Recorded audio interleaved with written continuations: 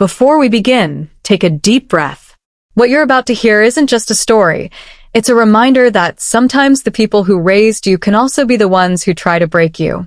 It's a journey through betrayal, truth, and the quiet kind of courage that doesn't shout, but still changes everything. If you've ever carried guilt that wasn't yours, or had to choose peace over family expectations, then this one is for you. Let's begin. The knock on my door came late on a humid Thursday night. 3 sharp taps that sliced through the stillness of my apartment. The kind of sound that tells you life is about to shift in a direction you didn't prepare for. My name is Janelle Torrance, 33 years old, a credit risk analyst living in Brighton City, a mid-sized southern metropolis known for its old brick factories and restless nightlife. Earlier that morning, I had been promoted after nearly 11 years of slow, disciplined grinding. For once, I felt like the world was finally giving back. When I opened the door, my parents stood shoulder to shoulder as if they were posing for a photograph neither of them wanted to take. My mother clutched a box of supermarket cupcakes, half squashed from the ride over. My father held 2 plastic bottles of discount sparkling wine, smiling with his lips but not with his eyes.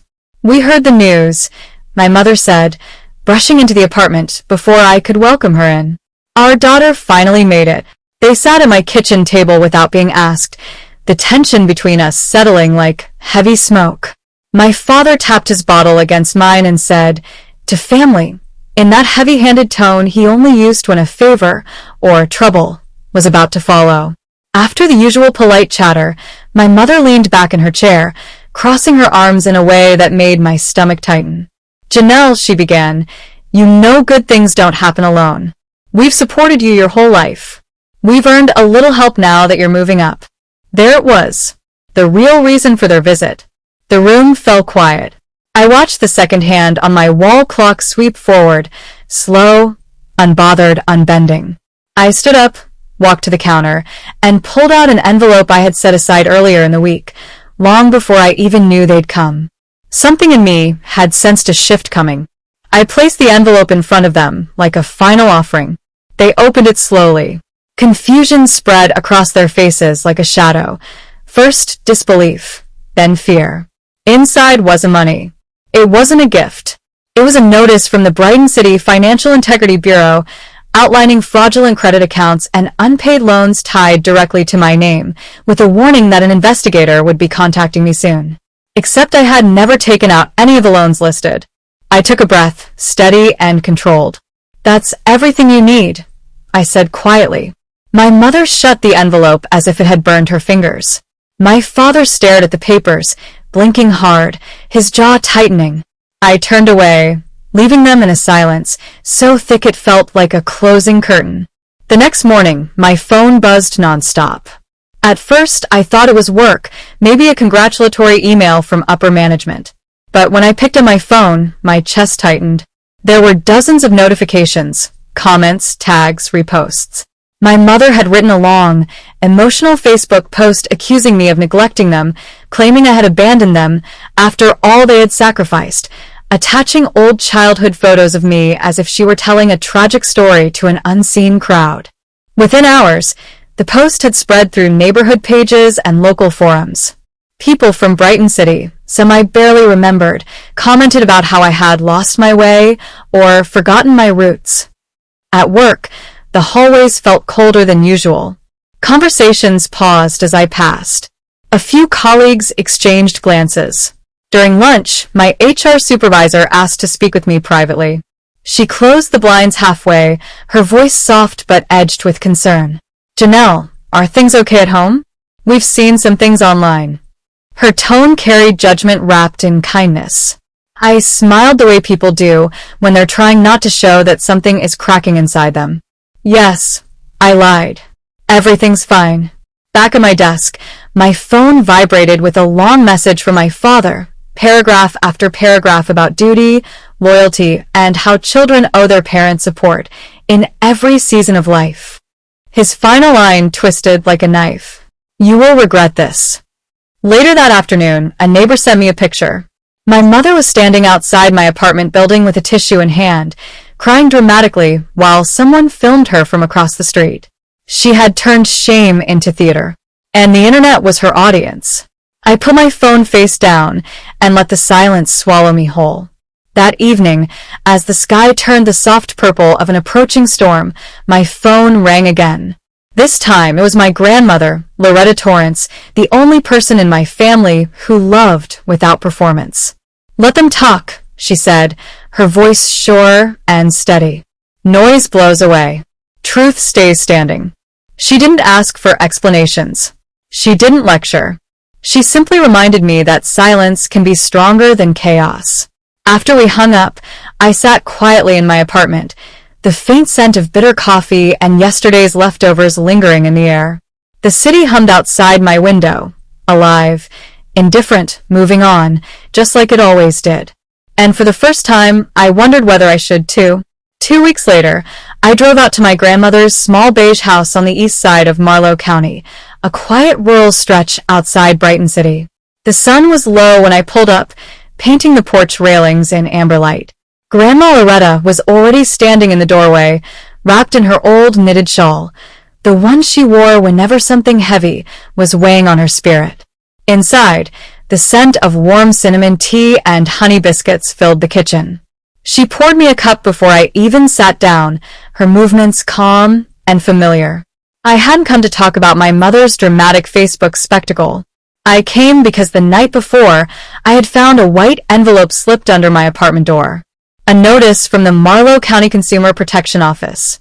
It stated that someone had opened 4 credit accounts under my name, totaling nearly $37,000, and all payments had defaulted. Someone had used my identity. Someone close. I took the letter from my bag and placed it on the table. Grandma scanned it, her brows knitting together as her lips formed a thin, troubled line. "Baby," she whispered. "I got one too." She reached into a drawer and pulled out a second envelope, already creased from being folded and unfolded. It was a witness request. They wanted her to provide a statement regarding the loans. "Your mama and daddy listed me as someone who could verify the accounts," Grandma said quietly. But I told them I wasn't putting my name on anything I didn't see with my own eyes. The room went still. My stomach tightened. "So, they're trying to make it seem like I took out the loans?" I asked. Grandma nodded, her expression heavy with disappointment. Not in me, but in what our family had devolved into. "You need a lawyer," she said. "Not because you've done anything wrong, but because they're digging a hole and trying to pull you into it." Her voice was steady, but her eyes carried sadness. My parents were her son and daughter-in-law, but loyalty had never blinded her to truth. That evening, I called an old college friend, Regina Clay, now a consumer rights attorney known for being calm, strategic, and a little terrifying in a courtroom. She agreed to meet me the next day at a small cafe downtown. Regina greeted me with a tight hug and her usual no-nonsense stare. She skimmed the documents, her expression shifting from confusion to irritation to sharp-edged focus. "They're using a loophole in Marlowe County's outdated credit liability statute," she said. "If a borrower claims they acted with verbal permission from the identity holder, the burden of proof," she tapped the papers, "can fall unfairly on you." My jaw tightened. "So they're trying to use the law to trap me?" "Yes," Regina said simply. "And if this goes public, it could reflect horribly on your job. Financial analysts can't afford accusations of credit fraud, even false ones." A dull throb settled behind my eyes. "So they're not just after money," I said slowly. "They're trying to destroy my credibility." Regina nodded. "People will go to extreme lengths when pride is bruised. But you're not fighting alone this time. We'll dismantle every false thread they've spun." She reached across the table and squeezed my hand, a grounding gesture. "But Janelle, no social media responses. No confronting them. No emotional texts. They want you reactive. Be cold. Be strategic." Her tone was firm, protective, like a doctor giving strict instructions to a patient who didn't yet realize how sick the situation was becoming. Outside, rain tapped loudly against the cafe windows. It felt like the world was echoing her warning. When I returned home, my building's hallway lights flickered as I walked to my door, a small detail I wouldn't have noticed if my nerves weren't already frayed. Inside my apartment, I set my bag down and tried to breathe. My phone buzzed. Another message. This time, it wasn't from my parents. It was an anonymous email. Subject line: "You're running out of time." The message: "Pay what's owed, or your whole life goes up in flames." Last warning. No signature. No traceable address. Just a quiet, cold threat blinking back at me. Fear washed over me, then anger, then something sharper. Resolve. I took a screenshot, forwarded it to Regina, and wrote, "Add this to the file. I won't be intimidated." That night, I stayed up late gathering every record Regina might need: bank statements, payroll records, tax filings, my credit report, even emails dating back 7 years. My living room became a battlefield of paperwork, highlighters, and sticky notes. But beneath all the chaos, I felt something new. I wasn't standing alone anymore. I had truth on my side. I had people fighting with me.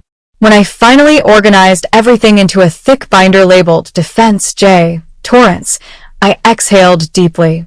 This wasn't just a family argument anymore. It was a war. And I wasn't planning to lose. The official letter arrived on a windy Monday afternoon, thin, crisp, and heavier than anything its weight should have allowed. When I slid it out of the envelope, the first line made my heart thud against my ribs. "You are required to appear before the Marlow County Arbitration Board regarding fraudulent credit activity." The date was set for 10 days later. Attached was a packet labeled evidence, submitted by claimants. Claimants. Not parents. Not family. Claimants. My hands trembled as I opened the packet, and then the tremble hardened into shock. Inside were printouts of text messages, fake messages, apparently from me, supposedly written over the past 3 months. The tone was gentle, cooperative, promising repayment plans, and agreeing to cover my parents' loans. Except every message was a lie. The number wasn't mine. Just 1 digit off. Close enough to trick someone. Close enough to frame me. I felt my throat tighten. My parents had manufactured an entire digital trail. The next morning, I drove to Regina's office. She was already pacing when I walked in, a cup of coffee cooling on her desk. "They fabricated digital evidence," she said, flipping through the packet. "This is no longer just manipulation. This is felony-level identity fraud." Her voice was low, edged with fury, not at me, but at what was being done to me. She tapped the document sharply. "We're going to dismantle every piece of this. First, request your phone records. Then subpoena the carrier for the origin of the fake number. We'll also need copies of every email, every legitimate message you've ever exchanged with them." I nodded and started forwarding everything I had. "And Janelle," she added, sitting down, "we need proof of stability on your part. Employment records, tax filings, bank statements, anything that shows you've supported yourself long before these loans existed."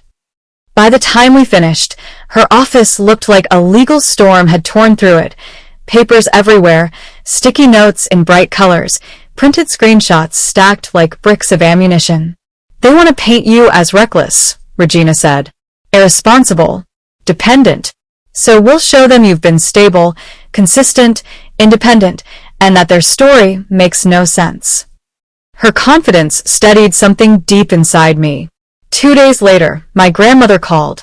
She rarely sounded shaken, but this time her voice quivered like a tired violin string. "They asked me for a written statement," Grandma said. "A sworn one to support their case." My jaw clenched. "And what did you tell them?" I asked. "I told them the truth," she replied firmly. "That you left home at 19, put yourself through school, worked 2 jobs, and never once begged them for anything. That those loans didn't come from your hands or your heart." My eyes burned with grateful tears I refused to let fall. "Thank you," I whispered. "I'm not doing you a favor," she said. "I'm setting the record straight." That was Grandma. Simple words, iron backbone. The following morning, another email came. No greeting. No name. Just, "Settle privately or lose everything." My stomach dropped, but fear didn't last long this time. Now I had anger. Now I had evidence. Now I had Regina. I sent the threat to her immediately. She replied within minutes. Good. This shows intent to intimidate. It strengthens your case. For once, the harassment worked against them. That night, as rain slid down my living room window, I reviewed every document Regina and I had assembled. The binder labeled Defense, J. Torrance sat on my coffee table like a shield made of paper. And in that moment, something shifted inside me. I no longer felt like someone bracing for impact. I felt like someone preparing to fight. Not recklessly, not angrily, but with purpose. My parents had written a story where I was the villain. Now it was time to rewrite it. With facts. With clarity. With truth. With proof that some bonds break themselves. The arbitration date approached quickly. Too quickly. But I wasn't afraid anymore. Not the way I had been. I had Regina. I had Grandma. I had the truth. And for once, I had myself. The morning of the hearing arrived with a gray, heavy sky. One of those days when the air itself feels uncertain. The Morrow County Arbitration Hall was colder than I expected, all stone floors and echoing footsteps.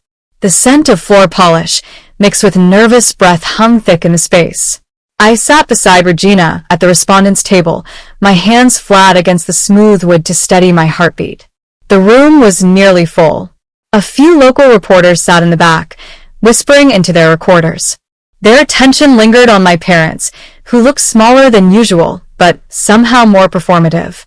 When the clerk called the session to order, a short, stern-faced arbitrator stepped out. Chairman Roland Pierce, a man whose expression suggested he had seen every kind of family disaster imaginable. He gave us each a brief, unreadable nod before opening his file. This hearing concerns an identity fraud dispute filed by Charles and Delora Torrance against their daughter, Ms. Janelle Torrance.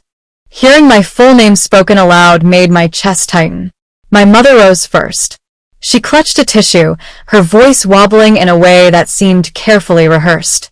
Chairman Pierce, she began, we're only here because Janelle made promises she didn't keep. She said she'd help us cover the loans after we supported her dreams. But she abandoned us. We had no choice.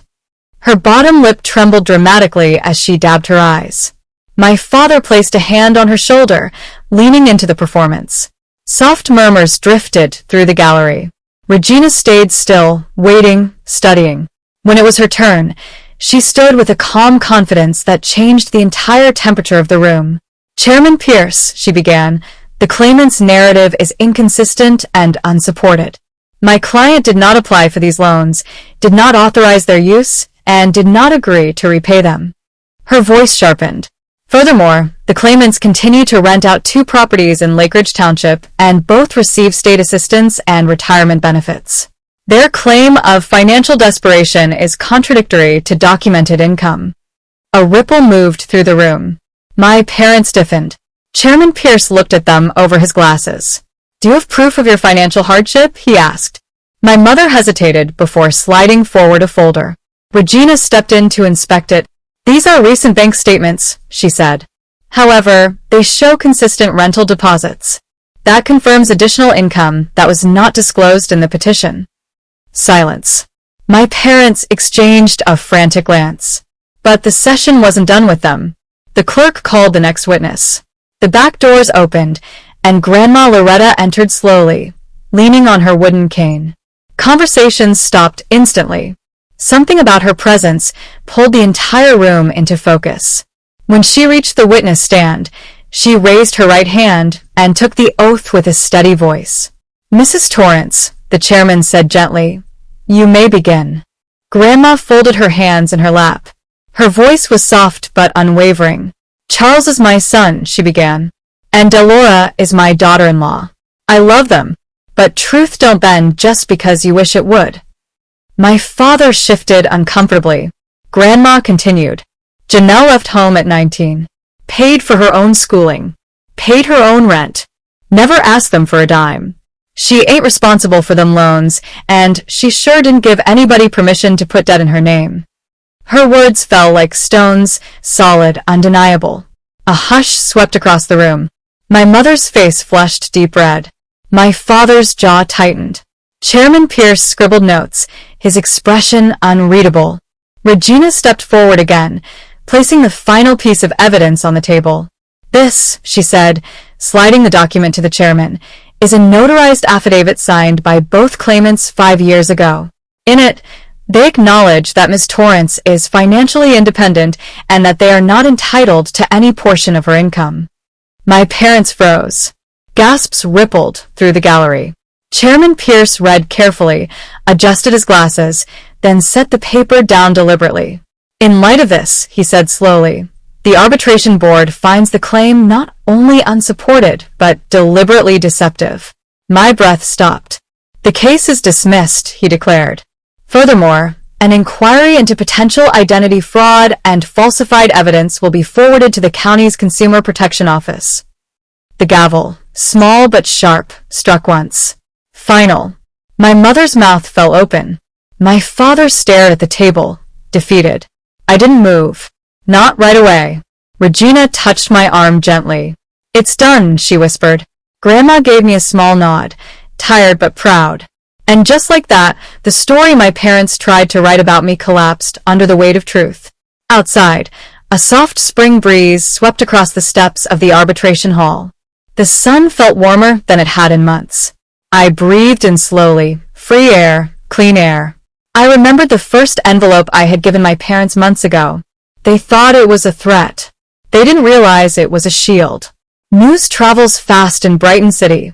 Faster than truth, faster than dignity, faster than any of us can ever brace for. And within a week of the arbitration ruling, the story was everywhere. The Brighton City Ledger ran the headline. Identity fraud case dismissed. Claimants accused of fabrication. My name appeared further down, but it was still there. People read it. People whispered. People chose their sides. At my job, colleagues tried to tiptoe around the topic, but I could hear the careful pauses whenever family came up in conversation. My supervisor left a handwritten note on my desk. Proud of your strength. Glad you didn't fold. It wasn't big, but it meant more than any apology my parents had never given. The HR manager later told me she received calls from employees asking how the case ended, proof that gossip moves with more energy than justice ever will. On Sunday, the weekly bulletin at my grandmother's church included a general statement about the testing of family bonds in difficult times. Everyone knew exactly what it was about. Members who once adored my parents began stepping back from them. Some stopped answering their calls. Others turned quietly away when they walked into the sanctuary. A family built on appearances doesn't survive when the mask finally slips. 2 days later, Regina emailed me a scanned letter embossed with the seal of the State Advocacy Council. She had submitted our case for a legal review journal, and it was accepted. Her message was simple. Few people stand their ground like you did. Be proud. Stay private. For the first time in many weeks, I felt something close to peace. Not triumph. Not revenge.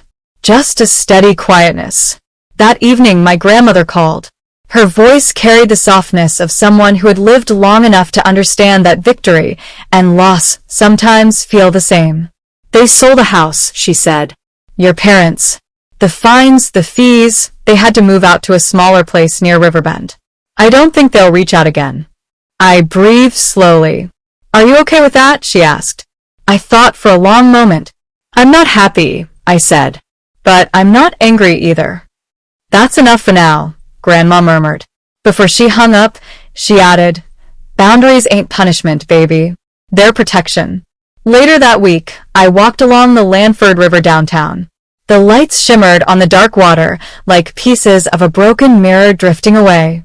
I leaned on the railing, breathing in the cool breeze. I didn't feel victorious. I didn't feel bitter. I felt lighter, like something tight inside me had finally unclenched. For the first time in my life, I realized peace doesn't always come with closure. Sometimes it comes when you stop explaining yourself to people committed to misunderstanding you. 3 months passed. Winter edged into the city quietly, softening the noise with fresh snow. I had moved to a modest apartment on the 10th floor of a brick building downtown. It wasn't luxury, but it was mine. Every inch of it.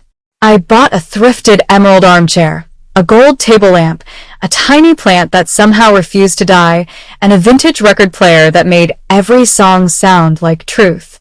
For the first time, home felt like my name on a door.